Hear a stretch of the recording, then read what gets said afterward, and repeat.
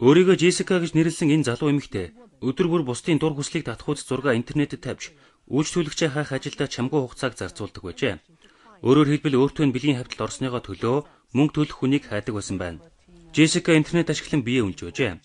Энэ нь нэлээд үр дүнтэй арга болж хуурайд байгаа юм. Гэхдээ тэрээр бие даан ажилдаггүй байж.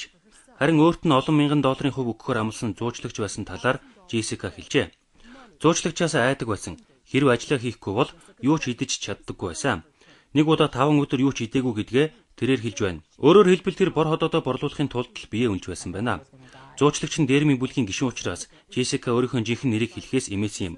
2 жилийн өмнө буюу 19 настай байхдаа тэрээр Калифорни мужийн гэмтэргийн бүлэглэлийн өмч болж хуурсан гэдгийг хэлжээ. Тус бүлгийн хүчээр биеийг нь үнэлүүлдэг эмэгтэйчүүдийн ихэнх нь насанд хүрээгүйчүүд байдаг бөгөөд тэдний биен дээр зуучлагчийн нэр гэх мэтийг шивдэг байна. Калифорни мужийн Oceanside хотын цагдаагийн ажилтан Валенсиа Садат бие үнэлж байгаа эмэгтэйчүүд бэлгийн боолчлын хохирогчд болж байгааг хэлж байна.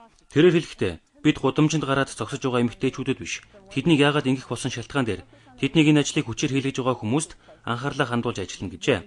Калифорни мужийн Oceanside хот дох 3 гэмтэргийн бүлэг зэвсгээ хайж хамтран охид эмэгтэйчүүдийг хулгайч тэдний хүчээр биеийг нь үнэлүүлэх ашигтай бизнест ханцуу шамлан орсон гэдгийг мөрдөгчд хэлж байна.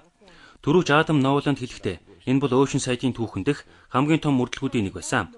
Цагдаа нар 18 сарын турш мөрдлөгөө болж хар тамхи худалдаж эмэгтэйчүүдийн биеийг үнэлүүлж байсан хүмүүсийг илрүүлсэн гэжээ.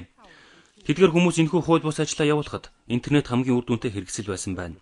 Гэмтэргийн бүлэглэл маш ашигтай ажиллаж байсан гэдгийг цагдаа хэлж байгаа юм а.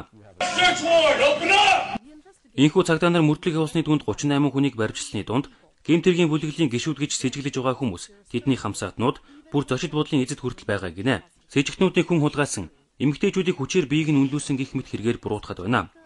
Бие үнэлжсэн найзыг нь түүний зуучлагч зодож байгааг Джессика харсныхаа дараа эрс шийдвэртэй алхам хийжээ.